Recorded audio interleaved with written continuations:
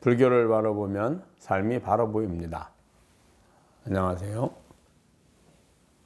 불바보TV의 목정입니다. 여러분 반갑습니다. 오늘도 여러분들과 함께 직지를 공부해 보도록 하겠습니다. 증도가 1입니다. 영가 스님이 개송으로 말씀하였다. 마음은 근본이 되고 법은 대상이 된다. 마음인 근본과 대상인 법이 마치 거울과 거울에 묻은 때와 같아서 때가 다 없어지면 거울의 밝음이 비로소 나타나고 마음과 법이 다 없어지면 그 성품이 곧 참되다 되어 있습니다. 자, 마음은 근본이 되고 법은 대상이 된다. 법은 밖에 이제 대상입니다. 그런데 법이라고 한 이유는 대상이라고 하지 않고 법이라고 한 이유는 그 우리의 나에게 들어온 이제 정보란 뜻입니다. 정보. 그 정보를 볼 때 우리는 진여자성이 정보를 보는데 중생들은 그 진여자성이 보는데 진여자성으로 그대로 보는 것이 아니라 거기에 아상을 통해서 보게 됩니다.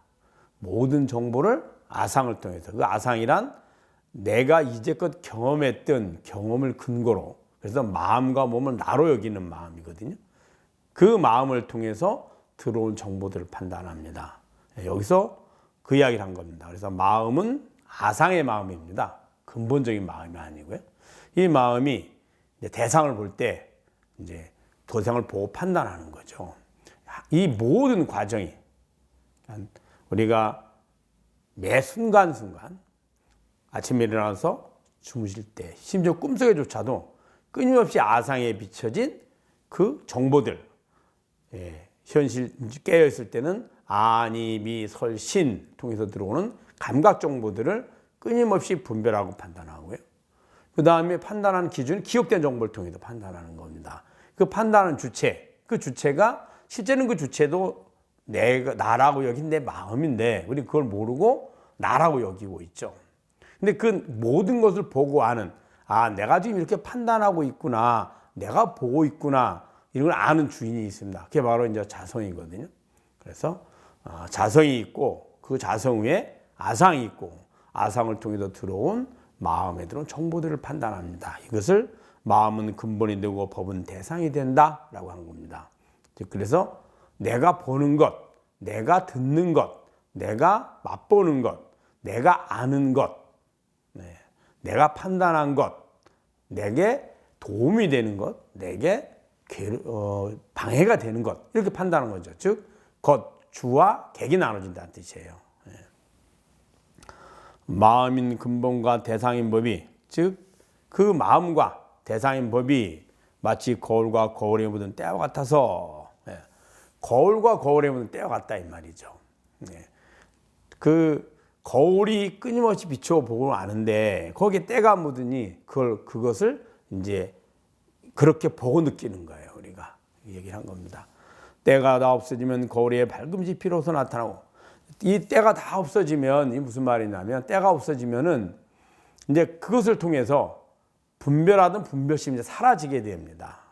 우리가 볼 때 분별심이 있기 때문에 항상 분별해 보이거든요. 근데 여기서 보면 그것들이 다 실체하지 않은 마음의 모습을 알게 되면 이제 그 마음의 본래빛, 그 마음의 본래빛이 이제 그대로 드러난다는 거죠.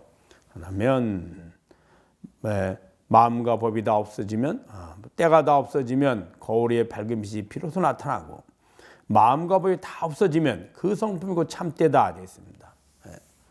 그 마음과 법이, 즉 그때쯤 되면은 이제 법이 다 사라지고 때가 사라지면 그 마음이 그때서야 이게 또 다른 내 마음이었다는 걸 알게 됩니다. 그래서 그것마저 사라지면 참성품, 진여자성이 그대로 드러나는 거죠. 거울의 밝은 빛, 거울의 밝은 빛이 왜 거울의 밝은 빛이라 했냐면, 마음을 아상을 통해서 본 것은 실제 아상의 빛이 아니죠. 마치 달과 같습니다. 달은 달의 빛이 아닙니다. 원래 태양의 빛에 의해서 반사된 거죠. 마치 자성이 비추는데, 자성의 빛이 아상을 통해서 비춰지는데, 평상시에 우리는 보통 중생들은 몸과 마음을 나로 여기니 그것을 마음이라고 여기고 있거든요. 그래서 대상이 다 사라지면 이제 그 아상이 나는데 그것 또한 그때서 이것이 또한 대상이었구나라고 알게 되고 이 두 가지가 동시에 이제 사라지는 거죠. 주와 객이 다 사라지면 그때서 이제 진여자성 입시 온전히 알 수 있게 되는 거죠. 근데 그 이야기를 한 겁니다. 다시 한번 읽어볼까요? 마음은 근본이 되고 법은 대상이 된다. 마음인 근본과 대상인 법이 마치 거울과 거울에 묻은 때와 같아서 때가 다 없어지면 거울의 밝은 빛이 비로소 나타나고 마음과 법이 다 없어지면 그 성품이 곧 참때다. 사실은 거울이라고 이야기를 했는데 그 거울이 우리가 아는 아상, 내 마음이라는 거울이 아니라 원래는 자성의 모습이었죠. 근데 아상이 있는 한 그것을 모릅니다. 자성으로 도는지를 모르죠. 그 아상을 봤을 때 이제 다른 법이 다 사라지고 나면 아상만 딱 남게 되고 그럼 아상을 내가 보고 있거든요. 마치 그와 같습니다. 우리가 이제 자성을 찾을 때 어떻게 찾냐면 밖에 대상을 보면 보는 나와 보여지는 대상이 나눠지게 된다. 주객이 나눠지게 되죠. 그럴 때 보고 있는 내가 나고 주인이고 보여지는 대상은 객이 된 겁니다. 소리를 들을 때도 누가 듣습니까? 내가 소리를 들었죠. 주와 객. 그래서 주인과 객이 나눠지는 거죠. 주와 대상이 나눠지게 된 겁니다. 자, 그런데 평상시에 그렇게 대상을 볼 때는 분명히 내 몸과 내 눈까지 합쳐서 나로 여기고 있거든요. 그러다가 대상을 보지 말고 내 몸을 보면 어떨까요? 보고 있는 주인과 보여지는 몸이 대상이 되는 겁니다. 또 한 단계 더 나아가서 그때는 마음을 나로 여기는 겁니다. 보통. 그래서 보통 마음이 즉 내가 내 몸을 보고 이렇게 했죠. 그때 이제 그 나는 진여자성과 마음이 합쳐진 상태를 말합니다. 다시 그 대상을 몸을 내려놓고 마음으로 돌아가서 보면 마음을 보는 나가 있습니다. 그때 완전하게 대상과 주객이 본래 주인은 자성이었구나. 내 마음과 내 몸을 나로 여겼던 이것은 내가 아니었구나를 명확히 알 수 있죠. 그런데 그때서야 처음에 밖에 대상을 보던 그 주인이나 몸을 바라보던 주인이나 그 다음에 마음을 보는 주인이 동일함을 알게 됩니다. 즉 달의 원래 빛은 태양임을 알게 되는 거죠. 그와 같습니다. 그래서 그 이야기를 여기서 해놓은 겁니다. 다시 한번 여러분과 읽어볼까요? 마음은 근본이 되고 법은 대상이 된다. 마음이 근본과 대상인 법이 마치 거울과 거울에 묻은 때와 같아서 때가 다 없어지면 거울의 밝은 빛이 비로소 나타나고 마음과 법이 다 없어지면 그 성품이 곧 참때다 라고 얘기했습니다. 자, 다음을 볼까요? 또 개성으로 말했다. 한 물건도 없음을 분명하게 꿰뚫어 보니 사람도 없고 부처도 없네. 온 세상이 바다의 물거품과 같고 일체 성인이 번개불과 같다 되어 있습니다. 한 물건도 없음을 분명하게 꿰뚫어 보니 한 물건도 없다. 그러니까 아무것도 없이 텅 비어 있는 거구나. 그런 말이 아닙니다. 한 물건도 없다는 말은 내 밖에 따로의 물건이나 대상이 있다라고 여겼는데 실제로 알고 보니까 그것들은 자성에 비춰진 끊임없이 변해가는 순간순간 재행이 무상하고 제법이 무아인 환영에 불과하거든요. 그 환영도 고정되어 있지 않습니다. 매 순간순간이 변해가죠. 그러니 실체하는 물건이 없다는 뜻이에요. 한 물건도 없다. 그러니까 아무것도 없이 그냥 텅 비어있는 무. 그것이 한 물도 없다는 뜻이 아니고 이것들이 다 실체하지 않는 다 내 마음의 환영임을 여실히 안 걸 말하는 겁니다.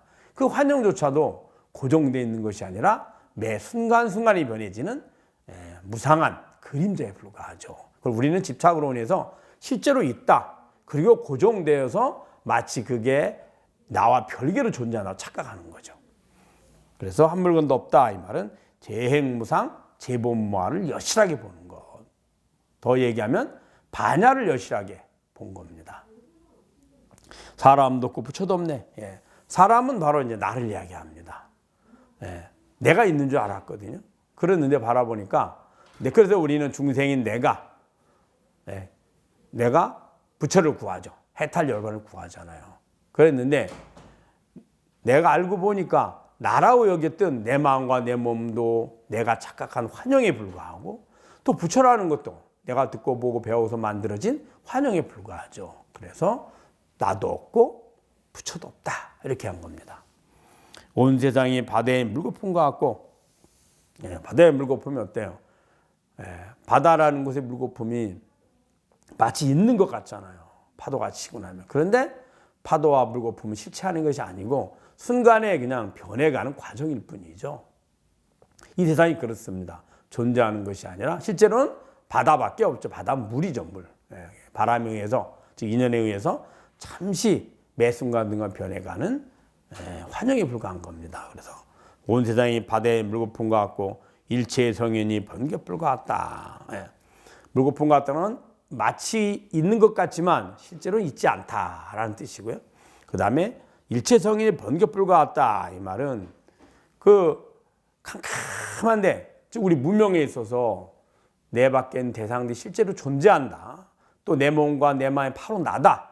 그리고 여기니 내 마음과 내 몸을 나는 여기니 생사윤회의 고통을 받고 있죠. 그런데 번개가 반짝하면 어때요? 그 여실한 것을 우리가 잠시 볼 수 있잖아요. 그 실제 모습을.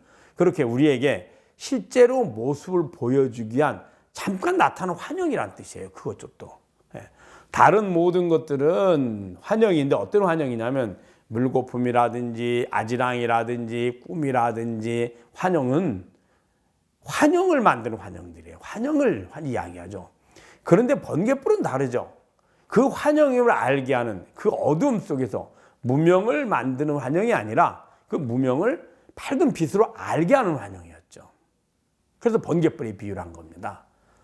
그러나 내가 번개불을 보고 알아차리는 순간 이미 번개불도 존재하지 않죠. 또한 환영이었죠. 그런데 그 환영은 이 미몽, 우리 중생들이 문명의 그 미몽에서 깨어나게 하는 스스로가 이미 해탈 열반을 이룬 완전한 부처임을 알게 하는 그러한 빛이었던 거죠. 잠시 환영으로 나타나는 빛. 그래서 번개불과 같다. 이렇게 한 겁니다. 한번 같이 읽어볼까요? 또 개성으로 말하였다. 한 물건도 없음을 분명히 꿰뚫어 보니 사람도 없고 부처도 없네. 온 세상이 바다의 물거품과 같고 일체 성인이 번개불과 같도다 되어 있습니다. 여러분 잘 아셨죠? 여러분 읽어보시고 또 주위에 많이 권해주십시오. 제일 좋은 방법 누차 말씀드리지만 공유를 하는 겁니다. 저는 우리 자녀들에게 혹은 내가 사랑하는 사람이 있거나 내가 아끼는 사람, 내가 존경하는 사람이 있다면 그들에게 아마 선물을 주고 싶고 그들이 고통에서 벗어나서 즐거움을 얻기를 바라고 그들이 행복하기를 바랄 겁니다. 최고의 방법이 부처님의 가르침을 가르쳐 주는 겁니다. 그 부처님의 가르침을 인도하는 거죠. 왜냐하면 지금 그들이 겪는 그 어려움에서 즐거움이나 만족을 얻게 한다. 그런 조건을 준다 하더라도 잠시 지나면 다시 괴로울 것이고 또 그것을 얻어서 일평생을 편안하고 안락하게 산다 하더라도 머지않아 늙고 병들고 죽음이 닥쳐올 거기 때문이죠. 결국에는 늙고 병들고 죽음을 벗어나게 하는 방법을 알려주고 그 벗어날 수 있게 길을 인도하는 것이 가장 최고의 선물인 거죠. 그보다 귀한 선물은 없습니다. 그래서 우리 불바우티브의 이런 그 본문 내용들을 주위에 많이 권해주시기를 부탁드립니다. 다음 시간에 뵙도록 하겠습니다. 감사합니다.